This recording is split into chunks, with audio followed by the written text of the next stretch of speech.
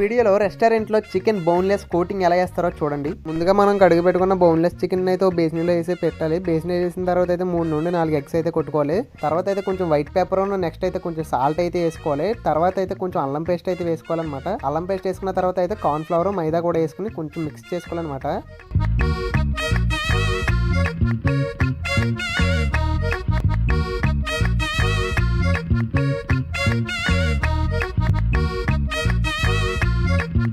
కలుపుకున్న చికెన్ కొంచెం టైట్ గా అనిపిస్తే కనుక కొంచెం వాటర్ వేసుకుని అయితే లూజ్ చేసుకోండి అనమాట. మళ్ళీ మిక్స్ చేసి కాసేపు అలా వదిలేసి కళాయిలో ఆయిల్ వేసుకుని అయితే బాగా హీట్ ఎక్కిన తర్వాత అయితే అందులో ముద్దల కింద కాకుండా సింగిల్ గా అయితే వేయండి. ఒక పీస్ వచ్చేలాగా. ఇంకా కోటింగ్ అంతా ఆయిల్ వేసిన తర్వాత ఒక 5 మినిట్స్ అయితే లెక్కెట్టుకోండి. 5 మినిట్స్ లెక్కెట్టుకున్న తర్వాత గోల్డెన్ లైట్ కలర్ లోకి వస్తుంది. అప్పుడైతే తీసుకుని పక్క పెట్టుకోండి అనమాట.